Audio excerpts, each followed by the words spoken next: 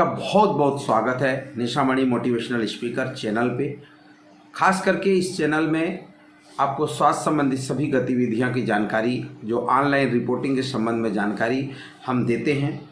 हमारा हर स्वास्थ्य कार्यकर्ता हो, चाहे जैसे हो या जितने भी लोग ऑनलाइन एंट्री से रिलेटेड हैं, उन तमाम लोगों के हाथों तक ये वीडियो आसानी से पहुँचे और वो इस वीडियो के माध्यम से सीख सकें। जो नए नए जो टूल्स हैं, नए नए जो ऐप्स हैं, नए नए जो प्रोग्राम लॉन्च हो रहे हैं, उन तमाम की ऑनलाइन एंट्री और उन प्रोग्राम स्वास्थ्य गतिविधियों की जानकारी वो जान सकें। इस हेतु इस चैनल का उपयोग हम कर रहे हैं। पूर्व में हमने HMIS रिपोर्ट के प्रथम भाग को देखा है, जिसमें हमने ANC रजिस्ट्रेशन की बात की है।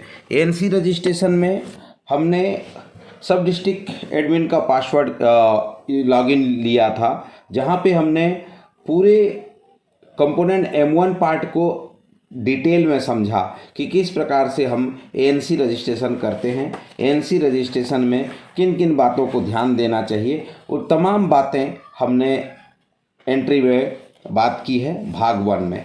आज हम बात करेंगे M2, जिसमें सब सेंटर लेवल का प्रपत्र को हम बताने का प्रयास कर रहे हैं कि सब सेंटर लेवल में जो पार्ट M2 है वो उसमें किस प्रकार से एंट्री करेंगे, इसमें इन फैसिलिटी और आउटरीच का डेटा हम कैसे लेंगे। तो सबसे पहले लॉगिन और यूजर आईडी और पासवर्ड का उपयोग करते हैं और उसका उपयोग करते हुए हम जा कर के जो है डेटा में हम एंट्री प्रारंभ करते हैं। तो एंट्री में मुख्य रूप से डिलीवरी पॉइंट में जो हमें एंट्री देखने को मिलता है, उसमें सबसे पहला है सब सेंटर लेवल का फॉर्मेट है। सब सेंटर लेवल के फॉर्मेट में पहला ऑप्शन जो है वो है 2.1.1 number of home delivery attended by, ध्यान रखिएगा। तो इसमें डाटा एलिमेंट है number of home delivery attended by skill birth attendant SBA, जिसमें डॉक्टर हो, नर्स हो, NM हो। तो number of home delivery attended by A doctor, nurse और NM during the reporting month, ठीक है। तो जो SBA ट्रेन होते हैं, SBA is a person who can handle common obstetric and neonatal emergencies and is able to timely detect and recognise when a situation reach a point beyond his her capability. तो SBA train जो staff है उनके द्वारा जो home delivery कराया गया है उसकी संख्या यहाँ पे रिपोर्ट करते हैं, ठीक है। तो दूसरा जो 2.1.1B है, इसमें जो जानकारी मांगी गई है वो नॉन SBA है। ट्रेन बर्थ अटेंडेंट जो TBA हैं, रिलेटिव हैं या जो मितानिन हैं, उनके द्वारा जो AWW है, उनके द्वारा जो डिलीवरी कराई गई है वो संख्या यहाँ पे आता है, ठीक है। 2.1.2 number of pregnant women tablet misoprostol during home delivery. Home delivery के दौरान जो गर्भवती महिला को जो मिजोप्रोस्टॉल टेबलेट दिया जाता है 200 mg का, तो उसके जो जिनको भी दिया गया है उसकी संख्या यहाँ पे रिपोर्ट करना है। मिजोप्रोस्टॉल मुख्य रूप से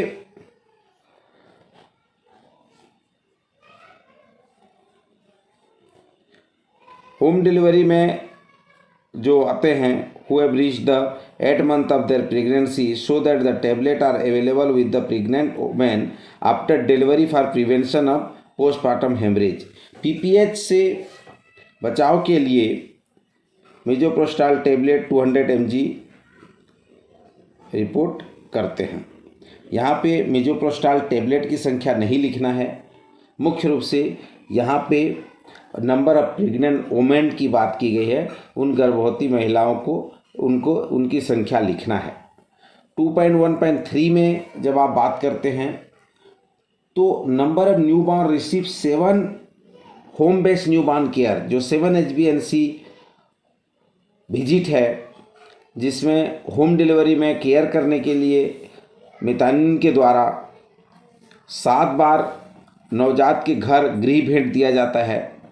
उसकी जानकारी यहाँ पे रिपोर्ट करनी है कि कितने नवजात के यहाँ जो है 7 HbA1c विजिट किया गया है।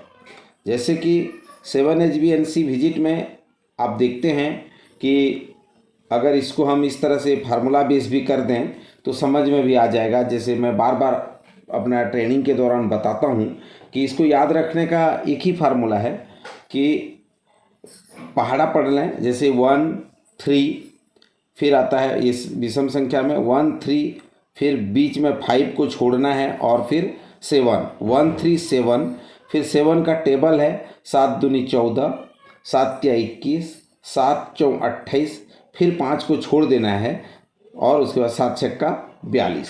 तो इस तरह से 1 3 7 14 21 28 और 42, इस तरह से 7 होम बेस HbA1c जो विजिट होता है आशा द्वारा मितानिन द्वारा की जाती है, उसमें उसकी संख्या आपको यहाँ पे रिपोर्ट करना है।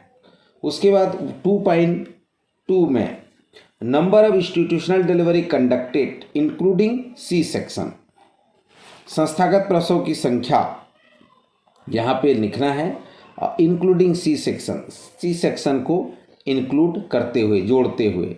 तो टोटल आप समझ लीजिए संस्थागत प्रसव कितने हुए वो आपको यहाँ पे देना है।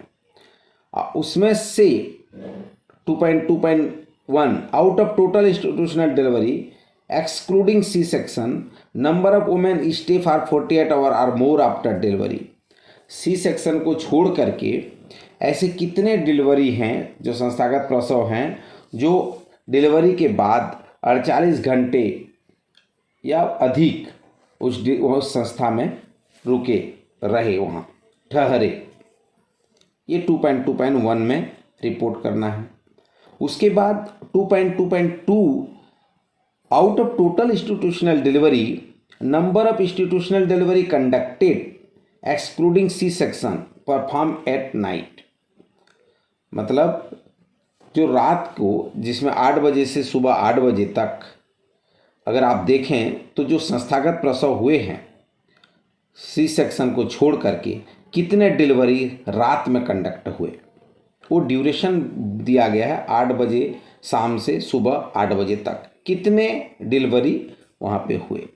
तो ये बेसिक जो चीज़ें हैं, जैसे कि यहाँ पे जो टाइम बॉन्ड दिया गया है शाम के 8 बजे से सुबह 8 बजे तक का जो ड्यूरेशन है, तो इस दौरान अगर कोई डिलीवरी संस्थागत प्रसव हुआ है तो उसकी संख्या आपको यहाँ पे रिपोर्ट करना है। 2.3 जिसमें total number of delivery home plus institutional, ठीक है। क्या यहाँ पे देखिए 2.3 जो है यहाँ पे 2.31, 32, 33 और 34 इन तमाम का जो है वो योग होगा, ये जुड़ के आएगा। इसका मतलब ये हुआ कि ऐसे डिलीवरी जो एज स्पेसिफिक हो रहे हैं, चाहे होम में हुए हों इंस्टीट्यूशनल में डिलीवर हुए हों, अगर वो 15 साल से कम वाले की महिला कितने का डिलीवरी हुआ, 15 से 19 साल वाले कितने महिलाएं यहाँ पे डिलीवर हुई, 19 से 49 वाले कितने हुई और 49 से अधिक वाले कितने महिलाओं का प्रसव हुआ है, ठीक है।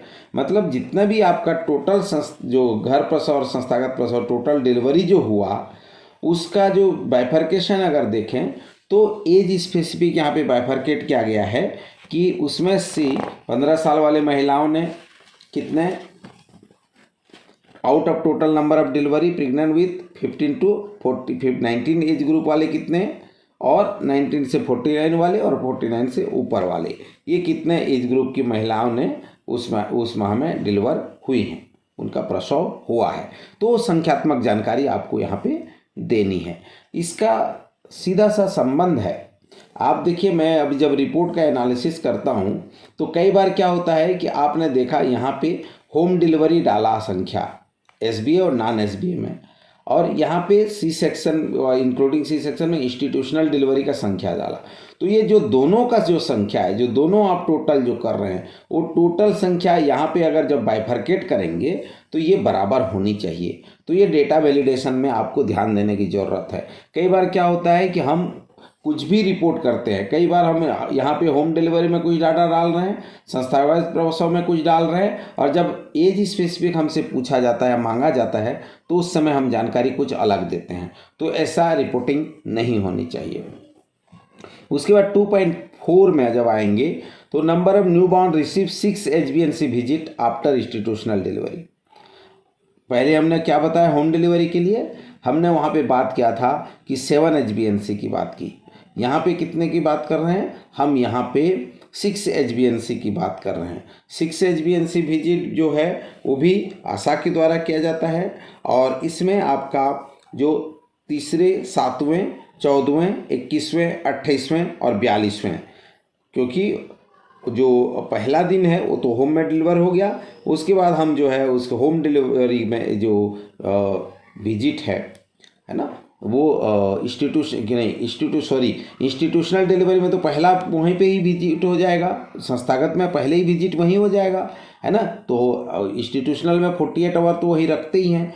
उसके बाद जो 6 विजिट और जो करना है इंस्टीट्यूशनल डिलीवरी के लिए, वो आपके तीसरे, 7वें, 14वें, 21वें, 28वें और 42वें दिन में आपको विजिट करना होता है। तो ये भी विजिट कौन करेंगे, ये भी विजिट जो है आपके आशा विजिट करते हैं, ठीक है। 2.5 में number of identify sick new born referred by ASHA to facility under HbA1c programme. जो HbA1c प्रोग्राम जिसके तहत आशा जो है 6 विजिट होम विजिट करती है इंस्टीट्यूशनल डिलीवरी के लिए और 7 विजिट करती है होम डिलीवरी के लिए, तो जब भी विजिट के दौरान कोई डेंजर साइन या सिम्टम न्यू नवजात बच्चे को में पाया जाता है तो उसको रिफ़र कहाँ करती है, अपने सेंटर में, फैसिलिटी में रिफ़र करती है, हेल्थ फैसिलिटी में रेफ़र करती है। तो ऐसे जो बच्चे रेफ़र हुए होंगे, जो सिक बीमार बच्चे रेफ़र हुए होंगे, उसकी संख्या इस कॉलम में आपको आएगी। Total number of children receive all schedule by 5 home visit under HbYC। HbYC का मतलब होता है होम बेस यंग चाइल्ड, ठीक है। तो number of children who completed all 5 home visit under HbYC by ASHA during the reporting period as per given schedule, जो हमने पहले ही बताया। तो HbYC प्रोग्राम जो ASHA conduct 5 schedule home visit to children after completion of 3rd, 6th, 9th and 12th month and 15 of child age. Thus this data is summation of all the children who have received all 5 visit during the reporting period, ठीक है। तो HbYC के तहत जो visit है, जो 5 visit करती है, तो उसका जो है डाटा यहाँ पे आपको रिपोर्ट करना होगा। ये थे सब सेंटर लेवल के M2 का पार्ट, ठीक है, जहाँ पे होम डिलीवरी, इंस्टीट्यूशनल डिलीवरी और age wise total home delivery का बाइफर्केशन, फिर उसके बाद HbA1c 6 HbA1c 7 HbA1c की बात, और HbYC में 5 होम विजिट की बात। आगे हम M3 में बात करेंगे। तो जब M3 में हम बात करते हैं तो pregnancy outcome and detail of new born, तो जो बच्चे पैदा होंगे, चाहे वो लाइव बर्थ हो, स्टिल बर्थ हो, या फिर जो एबॉर्शन होता है, MTP की हम बात करते हैं। साथ ही साथ जब MTP भी होता है या स्टिल बर्थ भी होता है तो इंट्रापार्टम, एंटीपार्टम और जो रजिस्टर्स होते हैं, labour room register, delivery register, उन तमाम डेटा सोर्स का उपयोग करते हुए हम जो है इस रिपोर्ट को करते हैं। तो 3.1 में प्रेगनेंसी आउटकम जो है वो संख्यात्मक जानकारी है कि जो बच्चे पैदा होंगे उनमें से कितने लाइव बर्थ मेल हुए और कितने लाइव बर्थ फीमेल हुए। ये पूर्ण रूप से जो है आपके डिलीवरी से ताल्लुकात रखते हैं। जितना डिलीवरी हो रहा है उससे लाइव बर्थ भले ज़्यादा होगा, कभी भी कम नहीं होगा, ये ध्यान रखने की ज़रूरत है। डिलीवरी जितना हुआ है उससे लाइव बर्थ भले ज़्यादा हो सकता है लेकिन कम नहीं होगा। ये एक पैरामीटर वैलिडेशन रख लीजिए। तो लाइव बर्थ मेल और फीमेल, जो भी मेल चाइल्ड हुए मेल में, फीमेल चाइल्ड हुए फीमेल में। एक्चुअली इसमें दो ऑप्शन दिया है, फैसिलिटी और आउटरीच। ठीक है, तो फैसिलिटी और आउटरीच का यहाँ पे क्या संबंध है, इसको थोड़ा सा आप समझ लीजिए। जैसे मान लीजिए गृह प्रसव हुआ, घर प्रसव हुआ, तो वो जो जानकारी है वो तमाम चीज़ें जो है वो आउटरीच के रूप में होगा। घर प्रसव में जो भी आपके डिलीवरी हुए हैं उसकी जानकारी जो है आउटरीच के रूप में होगा। सब सेंटर में जो डिलीवरी हुए हैं उसकी जानकारी जो है फैसिलिटी के रूप में होगा। ठीक है, तो आपको ये चीज़ों को ध्यान देने की ज़रूरत है, क्योंकि मुख्य रूप से सब सेंटर में अभी दो कॉलम हैं, एक है फैसिलिटी और दूसरा है आउटरीच। फैसिलिटी कॉलम में उन तमाम जानकारियाँ आएंगी जो एनएम फैसिलिटी में सर्विसेज देती हैं, अर्थात उप स्वास्थ्य केंद्र में वो सेवाएं देती है।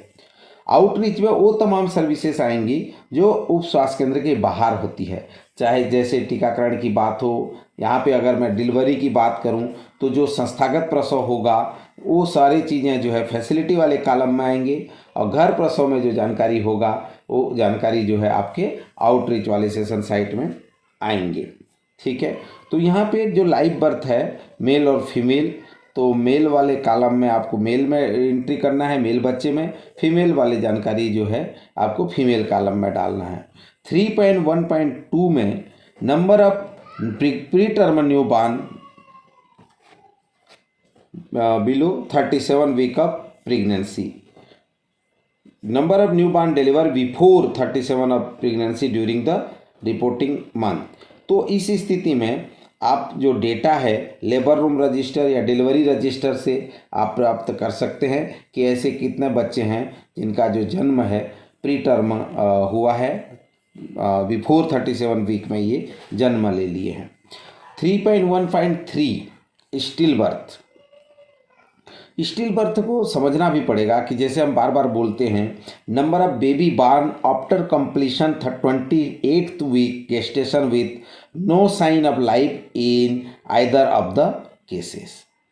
ठीक है, तो ये स्टिल बर्थ के रूप में आपको रिपोर्टिंग करना है। स्टिल बर्थ में भी दो ऑप्शन दिया गया है, अब देख भी पा रहे होंगे कि इंट्रापार्टम फ्रेश स्टिल बर्थ और दूसरा है एंटीपार्टम मैसेरेटेड स्टिल बर्थ।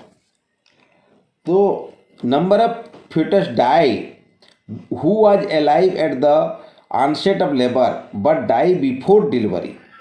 ठीक है, तो इसको हम जो है इंट्रापार्टम कहेंगे, और एंटीपार्टम में number of fetus die before the onset of labor greater than 28 week of gestation during the reporting month. तो पहले से जो है ना मैसरेटेड हो गया है, ठीक है, उसको हम स्टिल बर्थ के रूप में करेंगे। ये भी लेबर रूम और डिलीवरी रजिस्टर से आपको मिल जाएगा। नेक्स्ट कॉलम है, नेक्स्ट रो में आप देखेंगे तो एबॉर्शन का ऑप्शन है, स्पॉन्टेनियस लिखा हुआ है। ठीक है, तो ये वो एबॉर्शन है जो आपके स्वतः स्पॉन्टेनियस मतलब सफुर्त जो है, the number of spontaneous abortion accrued at the facility during the reporting month. ठीक है, तो ये मिसकैरेज हो जाना है ना, अपने आप जो है अबॉर्ट हो जाना, तो ये आपको उस कॉलम में आपको रिपोर्ट करनी है। पोस्ट एबॉर्शन एमटीपी कॉम्प्लिकेशन 3.3.1 में आप जाएंगे। देखिए ऊपर के जो जानकारी है लाइव बर्थ और स्टिल बर्थ, ये आपको ध्यान देने की ज़रूरत इसलिए है, live birth plus still birth equal to total birth, जो टोटल डिलीवरी है, ठीक है, टोटल जो पैदा हुए हैं बच्चे उसकी संख्या होगा टोटल बर्थ। ठीक है, मैंने दोनों को जोड़ेंगे तो टोटल बर्थ आपके निकल के आ जाएंगे कि कितने बच्चे पैदा हुए, मृत और जीवित। उसी में एबॉर्शन का ऑप्शन है, कितने एबॉर्शन हुए, तो गर्भवती माता का एबॉर्शन का ऑप्शन यहाँ पे है।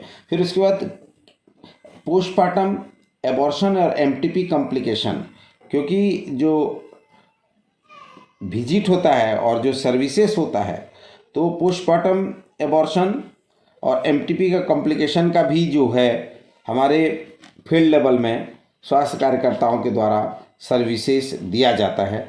तो उस स्थिति में इन सर्विसेज को आप चाहे प्रेगनेंसी रजिस्टर हो, लेबर रूम रजिस्टर हो, आईपीडी रजिस्टर हो, एडमिशन रजिस्टर हो, एमटीपी रजिस्टर हो, उसके माध्यम से आप इसको प्राप्त कर सकते हैं कि कितने ऐसे कॉम्प्लिकेशन आइडेंटिफाइड हुए और जो आइडेंटिफाइड केसेस थे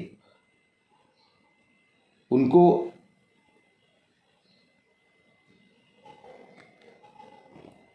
postpartum, total postpartum MTP complication identified और पोस्टपार्टम एमटीपी कॉम्प्लिकेशन आइडेंटिफाइड। तो ये दोनों 3.1.A उसमें 3.1.3.1B में number of postpartum MTP complication identify which abortion happened at facility other than public and accredited private health facility during the month.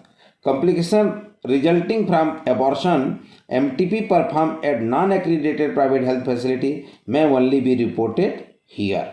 ठीक है, तो यहाँ पे उसकी रिपोर्ट जो है आपको करनी है। This should include complication such as haemorrhage, जैसे uterine perforation, shock, sepsis, infection और भी जो कारण हैं ड्यूरिंग और फॉलोइंग MMA और surgical abortion other than public health facility and district level committee approve private facility which were identified at health facility. तो उनका जो है यहाँ पे रिपोर्ट आपको करनी है। ठीक है, डिटेल्स ऑफ न्यूबॉर्न चिल्ड्रन 3.4। अब नवजात बच्चे की जो जानकारी है, कितने का वजन लिया गया, जैसे लिखा है ना number of newborn weight at birth. अब वजन का किसका, जितने भी लाइव बर्थ आपके ऊपर पैदा हुए उन तमाम जीवित बच्चों का यहाँ पे रिकॉर्ड आएगा। तो जो जितने भी जीवित बच्चे पैदा हुए हैं, इसका मतलब क्या हुआ कि उनके बराबर ये होगा या कम होगा, ज़्यादा नहीं होगा। नवजात कई बार क्या होता है, वजन नहीं लेते हैं, छोड़ देते हैं, तो वेट नॉट रिकॉर्डेड में आएगा। तो वो वजन लेने वाला जो कॉलम आप दिख रहे हैं 3.4.1, ये जीवित जन्म से इसका संबंध है।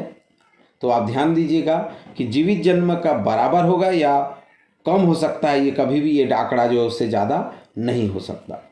3.4.2, जो जितने भी बच्चों का आपने वजन लिया उसमें से 250 ग्राम से कम वाले कितने थे। 3.4.2.A, out of the above number of newborn having weight less than 1800 ग्राम, जो जितने भी आपने वजन लिया है, ठीक है, उसमें से अर्थात किसमें से, ये जो देखो ये जो 2500 ग्राम वाले दिख रहे हैं, 2500 ग्राम तो क्या है भाई, जितने आपने वजन लिया उसमें से 2500 ग्राम वाले कम कितने हैं, ये आ गया। तो 2500 ग्राम वाले जो लिया कम हुआ है उसमें से बोल रहा है, ऐसा नहीं कि इसमें से 2500 ग्राम से कम वाले इसमें 1800 ग्राम से कम वाले कितने हैं। ठीक है, हालांकि अगर ऐसे ही देखेंगे तो पर भी यही आंकड़ा आएगा, जितने भी बच्चे वजन लिए उसमें से 1800 ग्राम वाले से कम कितने हैं और 2500 ग्राम। तो कभी कभी क्या होता है, आदमी यहाँ पे जो है ना रिपोर्ट करते समय ज़्यादा संख्या डाल देता है इससे, तो ऐसा नहीं होगा क्योंकि ये 2500 ग्राम से कम ही 1800 ग्राम है, ध्यान दीजिएगा। उसके बाद 3.4.3 में जब आते हैं तो 1 घंटे के अंदर ब्रेस्ट फीडिंग कितने को किया गया, ये है 3.4.3। ठीक है, तो ये तो पिछले बार भी था, तो आपको आसानी से समझ में आएगा। 3.4.4 में जब जाते हैं तो number of newborn discharge from the facility where exclusive breast feeding till discharge. तो number of newborn exclusive breast feeding at the home at the time of discharge refer to the newborn given only breast milk after birth till discharge from the facility. ठीक है, तो जिनको जो है exclusively breast feeding दे करके discharge किया गया, ऐसे बच्चों की संख्या यहाँ पे रिपोर्ट करनी है। ठीक है, यहाँ पे बात किया, पहला नंबर में क्या बात किया, पहले नंबर ने 1 घंटे के अंदर कितने को ब्रेस्ट फीडिंग कराया गया। दूसरे में क्या बोल रहा है कि एक्सक्लूसिवली ब्रेस्ट फीडिंग करने के बाद डिस्चार्ज किया गया, उसकी संख्या पूछ रहा है। तो हमेशा ध्यान रखिएगा, इससे जो है ये ज़्यादा होगा, कभी भी कम नहीं होगा। ठीक है, छोटी छोटी माइनर वैलिडेशन है, हमको यहाँ ध्यान देने की ज़रूरत है। ठीक है, आगे 3.5 मैं इसलिए सब सेंटर का फॉर्मेट को चुना हूँ क्योंकि सब सेंटर के फॉर्मेट से रिपोर्ट जो है ऊपर पीएससी लेवल, सीएससी लेवल से पूरे सब जगह का है। तो क्या होगा, सब सेंटर का रिपोर्टिंग फॉर्मेट जो है डाउन द लाइन हमारे स्वास्थ्य कार्यकर्ता और जो सीएचओ हैं, ये तमाम रिपोर्ट्स जो है मितानिनों से मिल कर के ये रिपोर्ट आते हैं। तो ये जानकारी को हमको अच्छे से समझना बहुत ज़रूरी है। तो 3.5 में हम जाएंगे। तो 3.5 में राष्ट्रीय बाल स्वास्थ्य कार्यक्रम RBSK का भी जानकारी यहाँ पे मांगा जा रहा है। पहले ये ऑप्शन नहीं थे, ये तमाम ऑप्शन जो है अभी नए जुड़े हुए हैं कि भाई जो RBSK के तहत जो नवजात बच्चों का स्क्रीनिंग करते हैं और बर्थ डिफेक्ट केसेस को हम आइडेंटिफाई करते हैं और RBSK पोर्टल में भी इसकी रिपोर्टिंग होती है। तो राष्ट्रीय बाल स्वास्थ्य कार्यक्रम के तहत ऐसे number of newborn screen for defect at birth H पर कंप्रेहेंसिव न्यूबॉर्न स्क्रीनिंग RBSK, तो इसका रिपोर्ट आपको यहाँ पे करना है कि कोई ऐसा डिफेक्ट, बर्थ डिफेक्ट वाले केस आपको प्राप्त हुए क्या।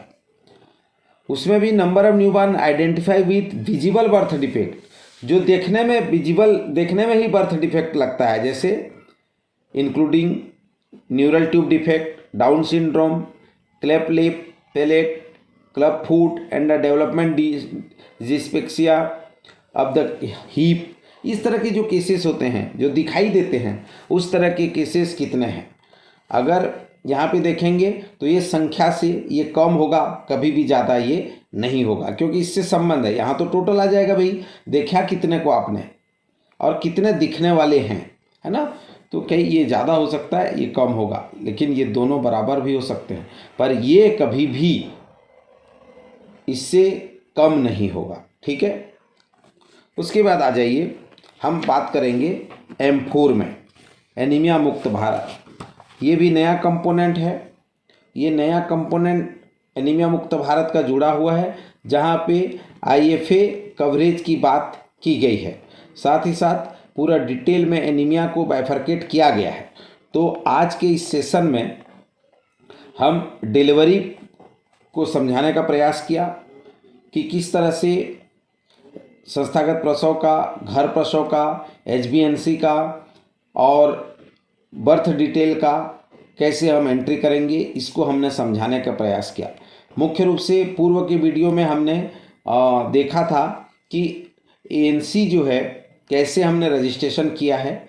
इसमें वरी होने की ज़रूरत नहीं है। मैंने पहले जो वीडियो बनाया उसमें मैंने सब डिस्ट्रिक्ट लेवल का फॉर्मेट लिया था। इसमें बस आपको ये देखना है कि जो इन फैसिलिटी दिया है, इन फैसिलिटी में आपका जो सर्विसेज होगा वो आपके फैसिलिटी सब सेंटर में जो भी सेवाएं देते हैं वो जानकारी आएगी।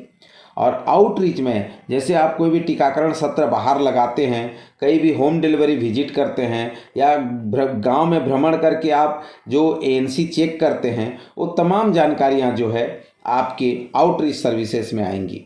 तो इन चीज़ों को हमने आपको अलग अलग बताने का प्रयास किया है। मुझे उम्मीद है कि आपको HMIS रिपोर्ट समझने में या समझाने में आपको हम मदद कर पा रहे हैं और आपको भी ये जानने में एक सहूलियत सा हो रहा होगा कि हम किस प्रकार से HMIS रिपोर्ट को आप अपने संस्था में कर सकते हैं। हमारा एक ही उद्देश्य है कि जो हम सब मिल करके थोड़े से प्रयास में अगर इस रिपोर्टिंग पार्ट को अगर अच्छे से समझ जाएं, तो हम जो रिपोर्ट कर रहे हैं क्वालिटीपूर्ण डेटा गवर्नमेंट ऑफ इंडिया को हम दे पाएँ और हमारा रिपोर्ट सही तरीके से जो है वो भारत सरकार को पहुंचेगा और हमारा रिपोर्ट का उपयोग भी भारत सरकार प्लानिंग डिवीज़न में अच्छे से हो सकेगा। तो आप बनिए मेरे साथ और आगे हम बात करेंगे एनीमिया मुक्त भारत की, जिसका हम रिपोर्टिंग देखेंगे कि सब सेंटर लेवल में किस प्रकार से रिपोर्ट किया जाता है। सभी से आग्रह है कि इस चैनल को अधिक से अधिक हाथों तक पहुंचाइए और जन जन तक इस चैनल को पहुंचाइए ताकि स्वास्थ्य संबंधी सभी जानकारियां हम उन तक पहुंचा पाएं। तो मुझे आशा और विश्वास है कि आप इस चैनल को अभी तक सब्सक्राइब नहीं किए हैं तो सब्सक्राइब करिए, लाइक करिए, शेयर करिए और बेल आइकन को दबाइए ताकि आपको पहला नोटिफिकेशन आपको जाए। धन्यवाद।